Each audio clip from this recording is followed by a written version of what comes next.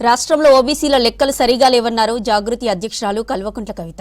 తెలంగాణలో ఉన్న కులాలు, వాటి ఉపకులాల నివేదిక జాగృతి సిద్ధం చేస్తుందని చెప్పారు.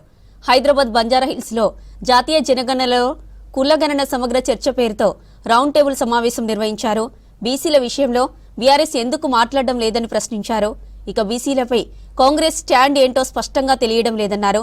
ప్రతి కులానికి అన్ని హక్కులు సాధించుకునేలా పోరాడాల్సిన అవసరం ఉందన్నారు కవిత. భారతదేశ వ్యాప్తంగా జనగణన అనేటటువంటిది ఒక ఎక్సర్సైజ్ జరుగుతూ ఉంది. కులగణన అనేటటువంటి ఎక్సర్సైజ్ జరుగుతుంది. సెన్సెస్ వాస్తవానికి 2011లో జరిగింది. ప్రతి 10 సంవత్సరాలకు జరగాలి అంటే 2021లో జరగాల్సి ఉండే. కానీ 2021లో కోవిడ్ వచ్చిందని చెప్పి జనాభా గణన చేయకుండా వదిలేయడం జరిగింది.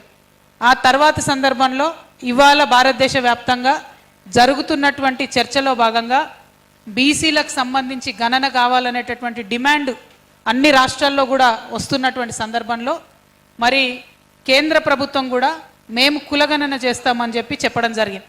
వారు కులగణన చేస్తామని చెప్పగానే అందరం కూడా వాస్తవానికి ఆశ్చర్యపోయినాం.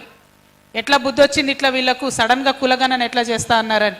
ఎప్పుడైతే కులగణన డాక్యుమెంట్ బయటకిచ్చారో, సెన్సస్ డాక్యుమెంట్ బయటకిచ్చారో, ఆ సెన్సస్ డాక్యుమెంట్లో కంప్లీట్గా భారతీయ జనతా పార్టీ భారత ప్రజలను మోసం చేస్తుందన్న విషయం స్పష్టంగా అర్థమైంది. ఎందుకంటే ఎస్సీ ఎస్టీ 2 కేటగిరీస్ పెట్టారు, ఇంతకుముందు లాగానే రాజ్యాంగంలో ఉంది కాబట్టి.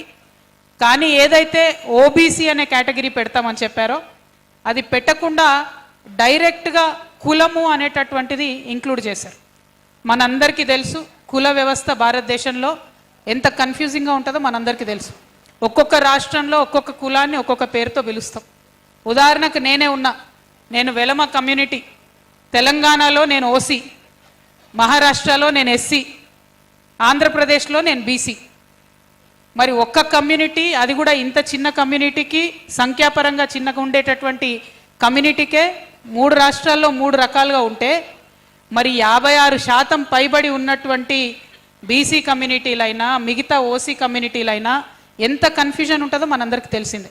భారతీయ జనతా పార్టీ వచ్చిన తర్వాత ఈడబ్ల్యూఎస్ అనే రిజర్వేషన్ పెట్టింది ఒక 10%. మరి ఈడబ్ల్యూఎస్ రిజర్వేషన్ పెట్టినప్పుడు అప్పర్ క్యాస్ట్లో ఉండేటటువంటి అగ్రవర్ణాల్లో ఉండేటటువంటి పేదలకు కూడా సర్టిఫికెట్లు ఇస్తున్నారు.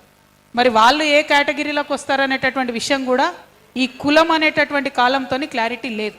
సరే, ఎవరికి రిజర్వేషన్ ఉండాలి, ఎవరికి రిజర్వేషన్ ఉండకూడదు, ఎవరికి ఎంత హక్కు ఉండాలనే చర్చ నిరంతరం నడుస్తున్నటువంటి సందర్భంలో మరి వాటన్నిటికీ కూడా మదర్ బోర్డ్ లాగా, వాటన్నిటికీ కూడా ఒక ప్రాపర్ సూచికలాగా పనిచేయాల్సిన ఈ సెన్సస్ డాక్యుమెంట్ చాలా కన్ఫ్యూజన్ ఉన్నది. ఆ కన్ఫ్యూజను తెలియక జరిగింది కాదు, తెలిసి జరిగింది. కులగణన చేస్తామని చెప్పినటువంటి వారు మాట తప్పడం వల్ల జరిగిందని చెప్పి బలంగా నేను విశ్వసిస్తూ ఉన్నాను. ప్రత్యేకించి మన తెలంగాణలో ఉన్నటువంటి అన్ని కులాలు, ఆ కులాల కింద ఉండే ఉపకులాలు, వాటి డేటా అంతా తీసుకొని తెలంగాణ జాగృతి నుండి మేము కేంద్ర ప్రభుత్వానికి ఒక రిపోర్టు పంపాలనే ఉద్దేశంతో ఉన్నాము. అందులో మీ అందరి మద్దతును కూడా నేను కోరుతా ఉన్నాను.